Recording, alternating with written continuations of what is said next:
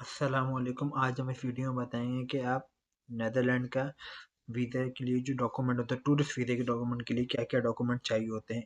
आज इनकी official website पर जाके हम देखेंगे क्या क्या डॉक्यूमेंट चाहिए और वहाँ से पता चलेगा। तो ये है कि सबसे पहले आप गूगल पे जाके लिखेंगे V F S Netherland Karachi. Netherland का जो वीज़ा होता है वी एफ एस ग्लोबल के थ्रू अप्लाई होता है। अगर आप इनकी ऑफिशियल वेबसाइट पे भी जाएंगे, अप्लाई फॉर शेंगेन वीज़ा, यहाँ पे भी मेंशन लिखा हुआ आ रहा है कि आप वीएफएस ग्लोबल के थ्रू आप अप्लाई कर सकते हैं। ठीक है, ये देखें वीएफएस ग्लोबल के थ्रू अप्लाई होगा यहाँ से। तो सिंपल हम ऑफिशियल वेबसाइट पे जाते हैं वीएफएस ग्लोबल की।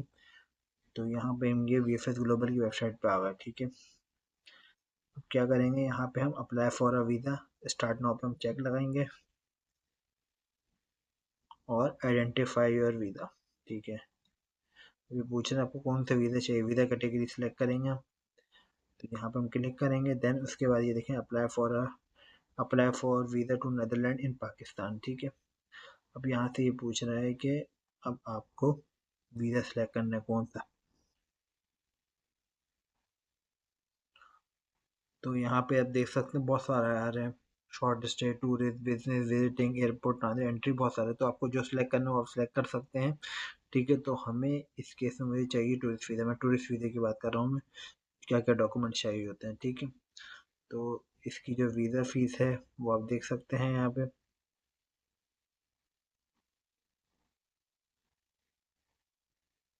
Schengen visa fees, normal fees 90 euro, 90 euro है। ठीक है, वीज़ा फीस। और बाकी वीएफएस वाले 6,011 रुपये चार्ज करेंगे अपना। ठीक है, और ये फीस जो है नॉन रिफंडेबल है। ठीक है, डॉक्यूमेंट रिक्वायर्ड पे हम जाएंगे।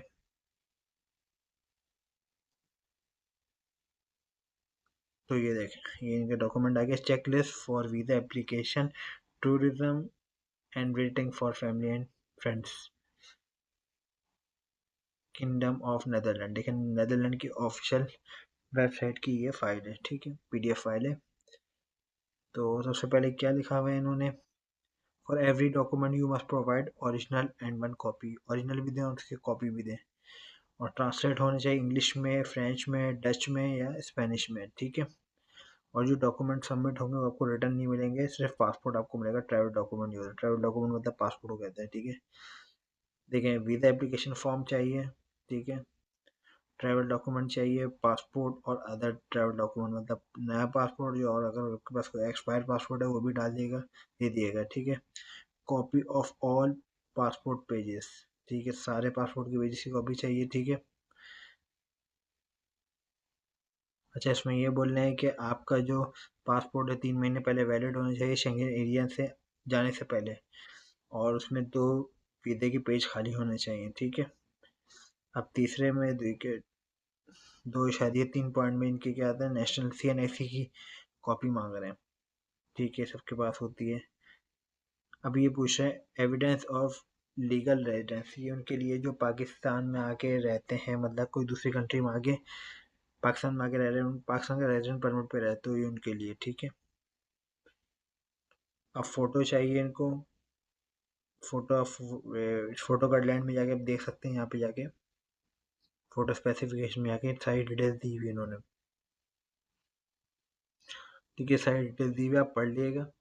तो हम वापस पीडीएफ फाइल की तरफ आते हैं। ठीक है, proof of travel, proof of travel ये पूछ रहे हैं। फ्लाइट रिजर्वेशन चाहिए इनको, राउंड टिकट मतलब, ठीक है, वन वे टिकट नहीं चाहिए, राउंड ट्रिप की टिकट चाहिए। और ये कह रहे हैं कि अगर इसमें से कोई दूसरी शेंगन स्टेट के स्टॉप हैं, ट्रेन के, बस के, किसी कार रेंटल के, तो आप उसके भी देंगे। ठीक है, वरना आप सिंपल, अगर आपका एक ही शेंगन, सिंपल आप नेदरलैंड ही आएंगे तो फिर आप उसके लिए क्या, फ्लाइट टिकट, एयर टिकट आप देंगे अगर बाय एयर जा रहे हैं तो। ठीक है, पाकिस्तान से बाय एयर ही जाते हैं सब। ठीक है, रिजर्वेशन चाहिए, होटल होटल रिजर्वेशन चाहिए, जो आपके होटल आपने बुक करवाया होगा, रिजर्व करवाया होगा, hotel, apartment, hostel, youth hostel जो करवाया होगा, आप उसकी बुकिंग लगाएंगे यहाँ पे। अच्छा, ये बोल रहे हैं प्रूफ ऑफ स्पॉन्सरशिप। अच्छा, ये प्रूफ ऑफ स्पॉन्सरशिप जो है ये उनके लिए है जो जिनके फैमिली मेम्बर रहते हैं नेदरलैंड में, उनको स्पॉन्सर करते हैं तो उनके लिए। टूरिस्ट वीज़ा होता है जो मतलब जिनकी कोई नहीं है तो फिर वो नहीं लगाएंगे। ठीक है। अच्छा, यहाँ पे आपका FRC मांग रहे हैं जो नादरा से बना होता है, और जो जो शादीशुदा होते हैं उनका MRC बनता है, मैरिज रजिस्ट्रेशन सर्टिफिकेट। और वैसे FRC होता है फैमिली रजिस्ट्रेशन सर्टिफिकेट, वो मांग रहे हैं। अच्छा, ये पूछ रहे हैं कि आपका निकाह नामा चाहिए, रजिस्ट्रेशन सर्टिफिकेट वही, यहाँ पे MRC या FRC या MRC लगेगा। ठीक है। Proof of financial means of the country residence. ठीक है, इसमें FRC वगैरह मांग रहे हैं। और आपका जो ओन, आप इसके अंदर बिल भी अटैच कर सकते हैं, बिल भी दे सकते हैं अपने जो घर के ना, ताकि आपको पता चले यहाँ पे हम रहते हैं इस घर में। अच्छा, 6.2 में आप यहाँ पे जाएंगे, प्रूफ ऑफ फाइनेंशियल मीन्स। इसमें क्या कह रहा है, इसमें ये कह रहा है कि लास्ट 6 मंथ का बैंक स्टेटमेंट चाहिए आपको। ठीक है। NTN नंबर चाहिए, FBR का NTN सर्टिफिकेट रहता है। और जो लास्ट 2 ईयर फिजिकल जो आपने टैक्स भरा होता है, इसकी इक्नॉलेज स्लिप जो होती है ना FBR की, वो स्लिप चाहिए। ठीक है। अच्छा, इन्होंने इसमें ऐसा कुछ जिक्र नहीं किया है कि आप बैंक अकाउंट में इतनी अमाउंट चाहिए, बस ये लिखा हुआ है showing movement in the last 6 month, पिछले 6 महीने की बैंक स्टेटमेंट चाहिए जिसमें मूवमेंट शो हो रही हो। And sign, duly sign stamp by the bank, sign stamp होना चाहिए बैंक के। ठीक है। और इसमें ये लिखा है, और one of the document can not be above produce other document supported by documents income generate assets or other means of subsistence as applicable। तो अगर इसमें से कोई डॉक्यूमेंट नहीं है तो मैं कोई ऐसा डॉक्यूमेंट नहीं जो आपके जनरेट एसिड हुए हों इस मुल्क में। ठीक है। अच्छा, ये है कि proof of additional specific proof financial ties with country of resident depending on the states of the applicant. यहाँ पे देखिए पे स्लिप चाहिए लास्ट 3 मंथ की, कॉपी ऑफ एम्प्लॉयमेंट कॉन्ट्रैक्ट। ठीक है।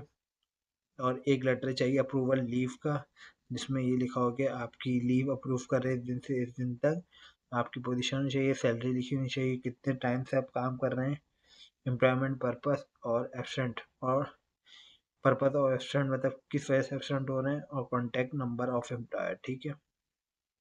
ये है। और ये इनके लिए है जो मतलब अपना काम करते हैं, रजिस्ट्रेशन कंपनी का नंबर चाहिए, रजिस्ट्रेशन। ठीक है। और सिविल के लिए, सिविल जो गवर्नमेंट जॉब करते हैं NOC चाहिए उनके लिए। ठीक है। और आपकी जो पेंशन हो, सॉरी जो रिटायर होते हैं उनकी पेंशन स्टेटमेंट चाहिए लास्ट 6 मंथ का। ठीक है। स्पॉन्सर की स्पॉन्सरशिप चाहिए।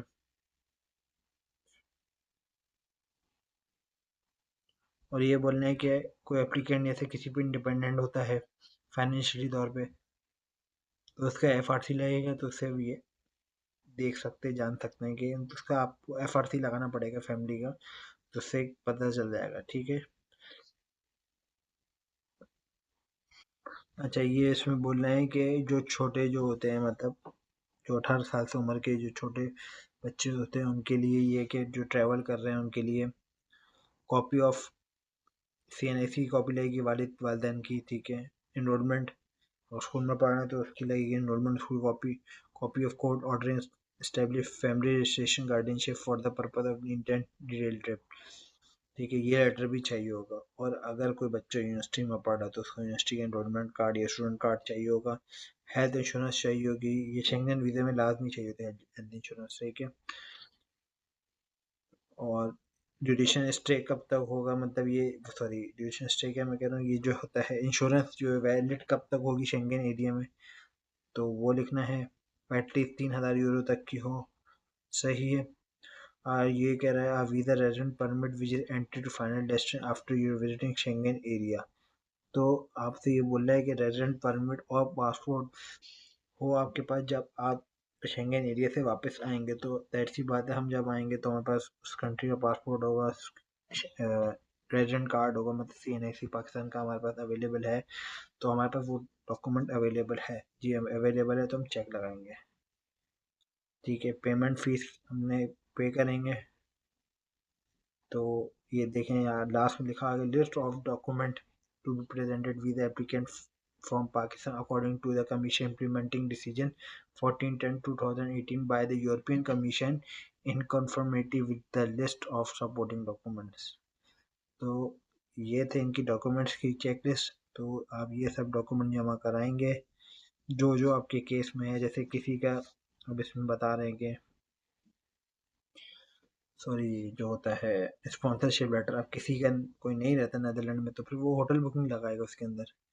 तो ये सब चीज़ें उसके अंदर जैसे कुछ पॉइंट्स हैं जैसे पेंशन के, तो वो पेंशन वालों पे लागू होते हैं। जो जो जॉब वाले तो जॉब वाले पे लागू होते हैं, जो बिजनेस वाले तो बिजनेस वाले पे लागू होते हैं। तो ये सब था आज की इस वीडियो में। ऐसी वीडियोस की चैनल को सब्सक्राइब करना। जज़ाकल्लाह, शुक्रिया।